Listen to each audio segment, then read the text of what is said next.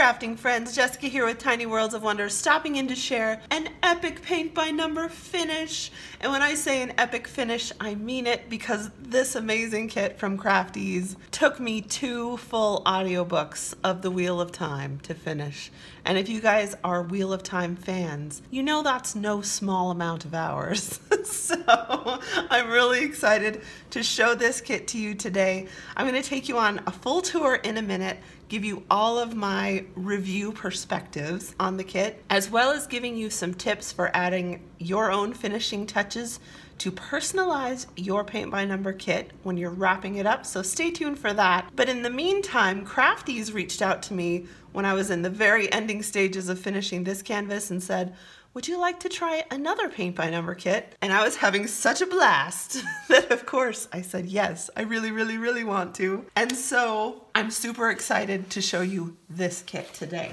Now, I am a Crafties affiliate in the spirit of full disclosure, so there is an affiliate link in the description below.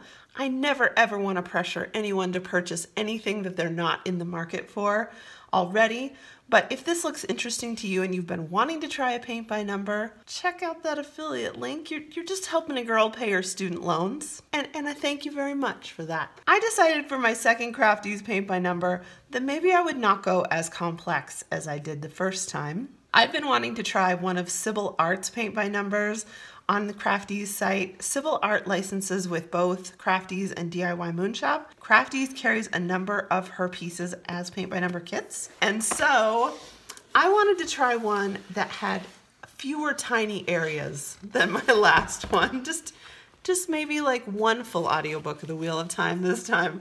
And so I chose Chaperon Rouge by Sybile Art.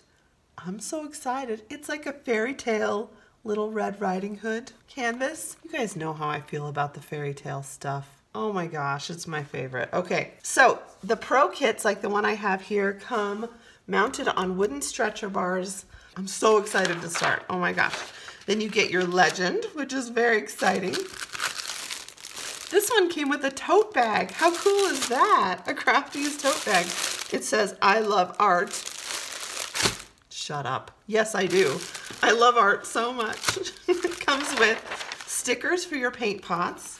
It comes with a thank you and a 25% off coupon. Very cool. And then your legend for kitting up your paints. Then in this awesome little pocket here, we have the paint holder and our paints themselves, all vacuum packed and vacuum sealed. Some extra pots for holding all your goodies, and then a set of brushes.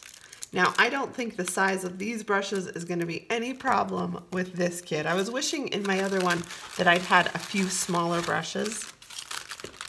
And then these, I think, are some little dongles to, dongles, is that what they're called?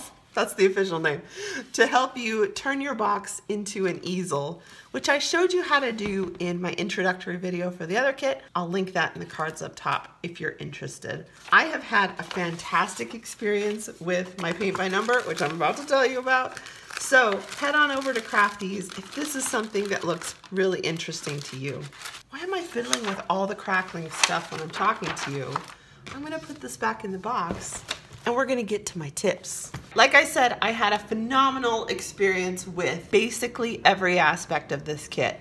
I had enough colors of every single paint, including the dark background color, which I got 2 pots of, and I was actually able to use that to paint around the edges of my canvas and give that a really finished feel. That was really nice, and I actually had enough left to do a little blending as well, which was great. The only minor issue that I ran into with the kit was that I really didn't feel like I had enough small, very fine brushes for this more complex kit with really tiny painting areas. So I found that I actually couldn't use very many of these brushes at all, and I was glad that I had a few really fine brushes in my stash. I don't know that a painting as complex as the Virgin by Gustav Klimt could translate exactly into paint by number.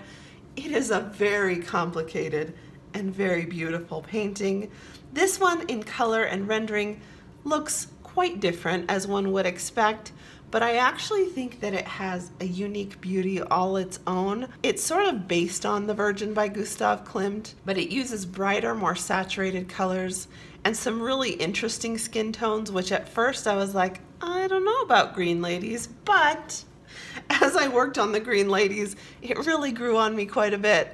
And so I feel like this turned out to be an interesting piece of art all on its own. A couple of things that I really enjoyed adding to this kit as I went along were some brush strokes. So you'll notice if you see art in real life that it very often has some texture to it. It doesn't have a completely flat, smooth texture. Sometimes it does, but very often it's going to have some brush strokes or some other texture.